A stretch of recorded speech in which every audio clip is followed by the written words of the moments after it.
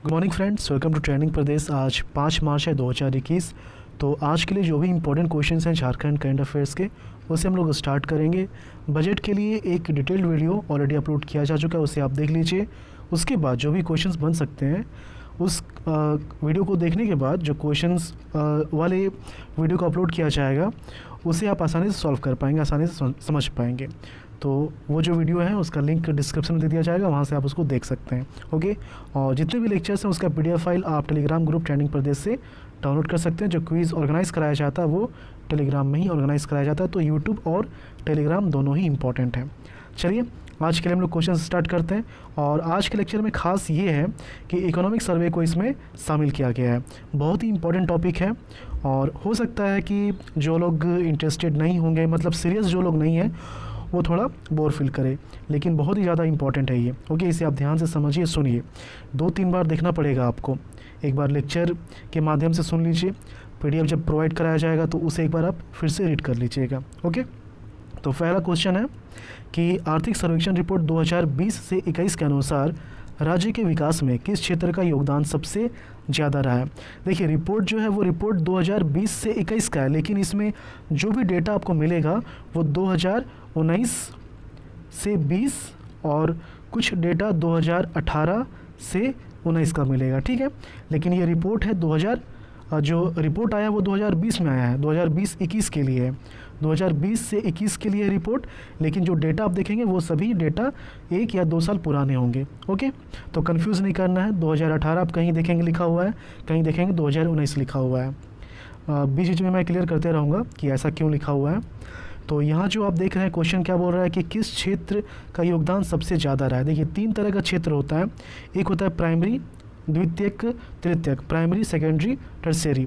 तो primary sector उसको बोलते हैं जहाँ पर जो इकोनॉमिकल एक्टिविटीज़ होते हैं वो जो नेचुरल रिसोर्सेस है उसके थ्रू किया जाता है, डायरेक्टली उसके थ्रू किया जाता है। जैसे कि माइनिंग हो गया या फिर फिशरी में क्या है, फिशिंग में क्या है कि ये सभी नेचुरल रिसोर्सेस हैं, आप डायरेक्टली उसका यूज़ कर रहे हैं जिससे इकोनॉमिकल एक्टिविटीज़ हो पा रही है।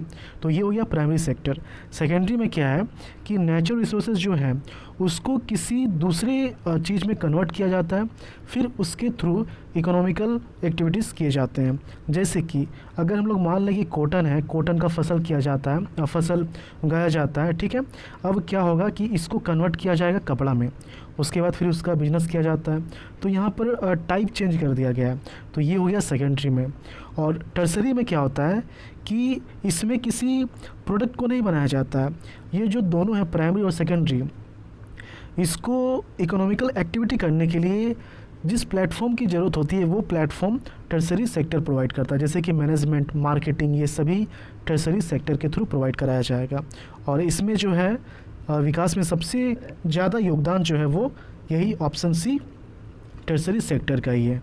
ओके, तो बारी बारी से हम लोग सारे सेक्टर के परसेंटेज को भी देखेंगे और इस क्वेश्चन का आंसर क्या हो जाएगा, ऑप्शन सी tertiary sector.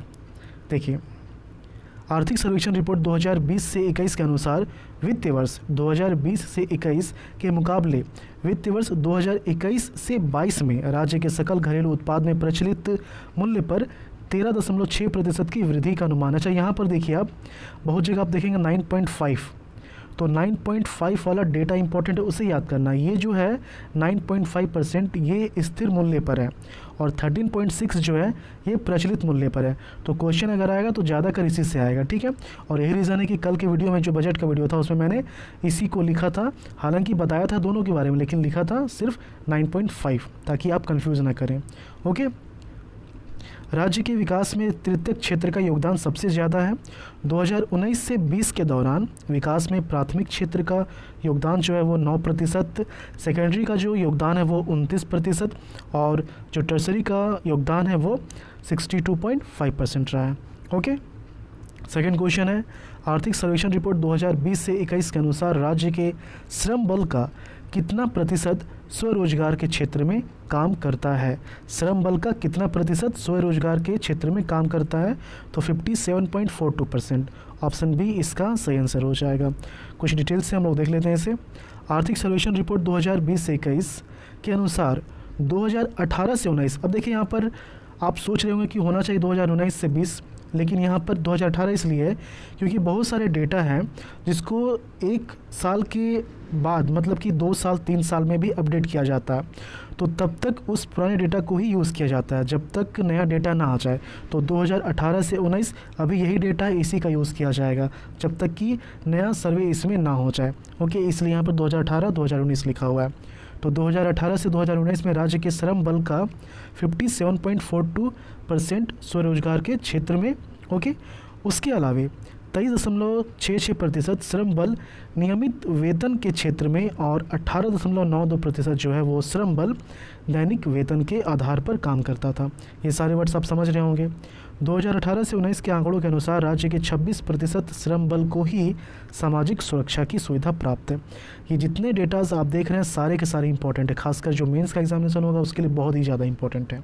Okay, third question, NITI Aayog के द्वारा जारी किए गए जनवरी महीने के डेल्टा रैंकिंग में झारखंड का कौन सा जिला टॉप 5 में शामिल है?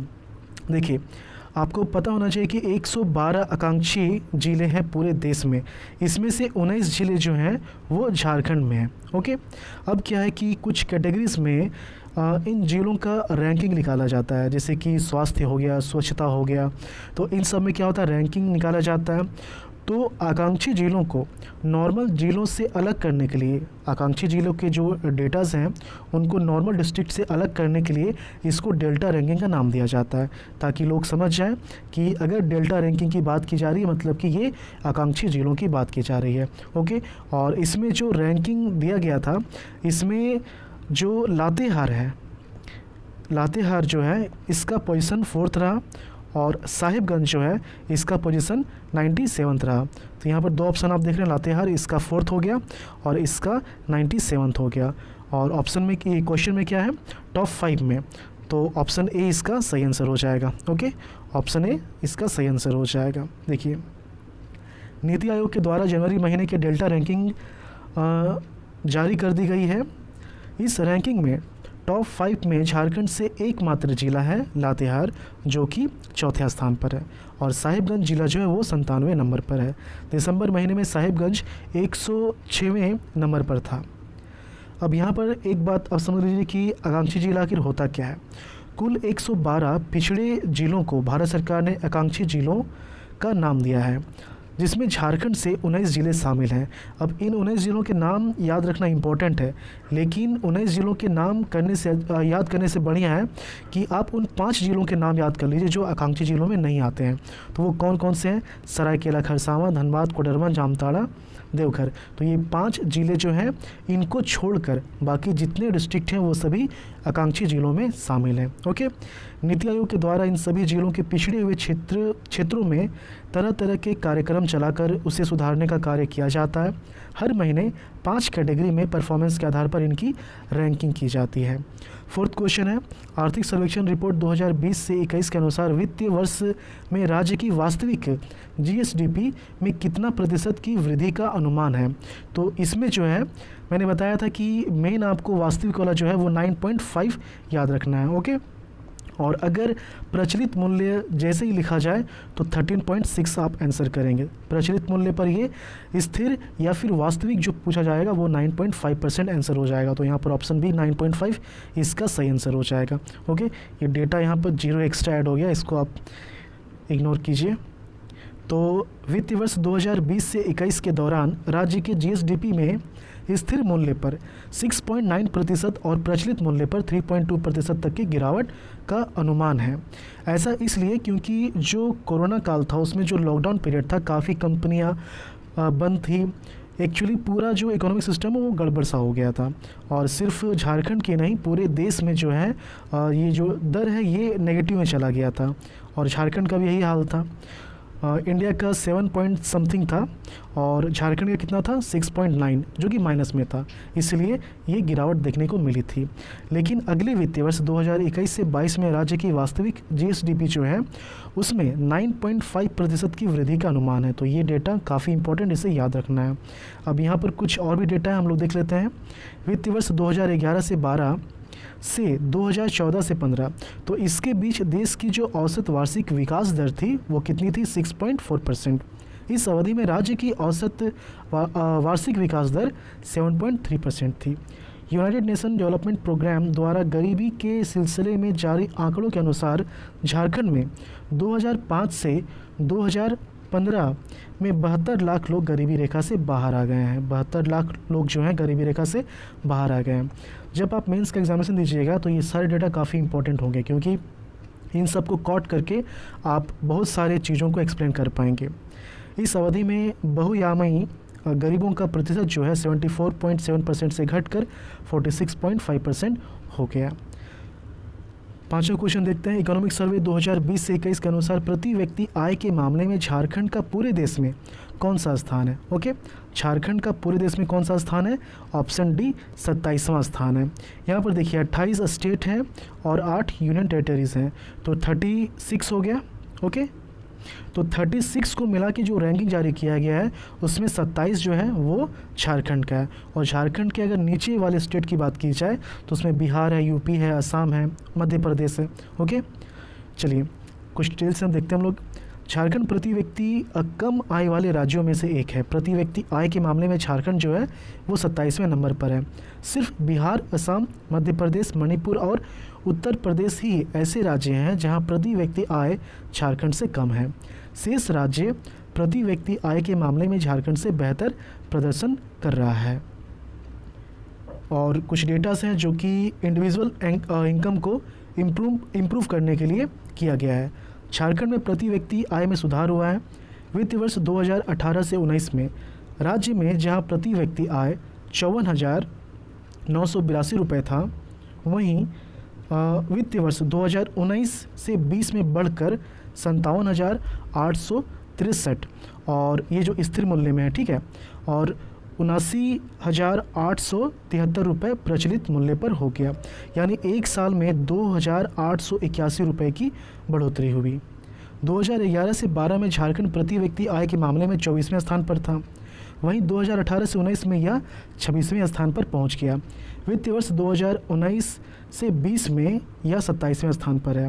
प्रति व्यक्ति आय के मामले में गोवा पहले स्थान पर है, यानी 2014 से 15 से 2018 से 19 तक प्रति व्यक्ति आय में वार्षिक औसत वृद्धि दर जो है वो 5.7% दर्ज की गई है। कुछ और क्वेश्चन हैं।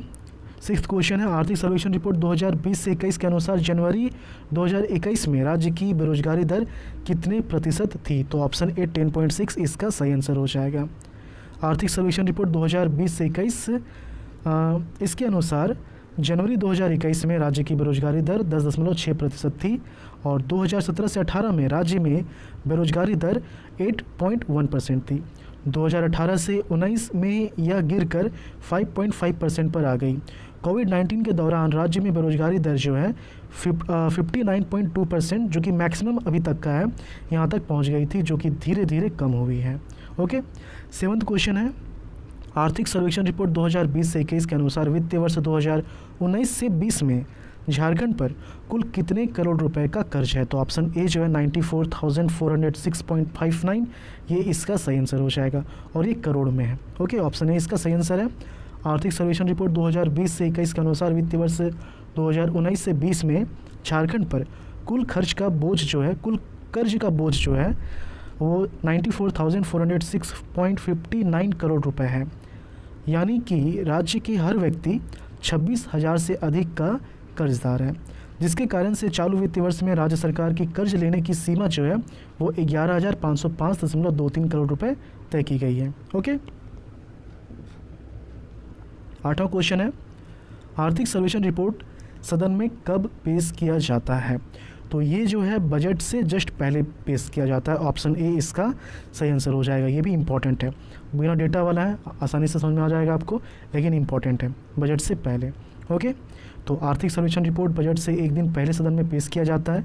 इसमें बताया जाता है कि पिछले वर्ष विकास की क्या प्रवृत्ति रही, किन किन योजनाओं को अमल में लाया गया और इनके क्या संभावित परिणाम आने वाले हैं। अर्थव्यवस्था के हालतों की रूपरेखा और सुधार के उपायों के बारे में बताया जाता है इसमें। यह आर्थिक दिशा और दशा बताता है। तो ये जो है आज के लिए इम्पोर्टेंट क्वेश्चंस थे इकोनॉमिक सर्वे से रिलेटेड। लास्ट लेक्चर के जो क्वेश्चन उसे हम लोग देखते हैं। झारखंड के किस जिले में देश का पहला national institute of advance manufacturing का स्थापना किया जा रहा है। तो इसका सही आंसर क्या हो जाएगा? Option C, Ranchi. Okay. Industry 4.0 यानी चौथी औद्योगिक क्रांति को देखते हुए उत्पादन तकनीक, उपकरण विकसित करने और श्रम शक्ति पर शोध करने के लिए रांची में देश का पहला national institute of advance manufacturing की स्थापना की जा रही है। इसके लिए हटिया स्थित national institute of foundry and forge technology में 21 करोड़ रुपए की लागत से नया भवन तैयार हो रहा है। आज के लिए आपका क्वेश्चन है, झारखंड की किस फिल्म का हिंदी भाषा में वर्ल्ड डिजिटल प्रीमियर किया गया है? सोना नागपुर, फुलमनिया, तुमकरिया या फिर सोना छोटा नागपुर? तो आप जो अपना आंसर है वो कमेंट के थ्रू बताएं और इसी तरह से आप हमारे साथ जुड़े रहें ताकि झारखंड के लिए एक से एक अच्छे कंटेंट आपको मिलता रहे।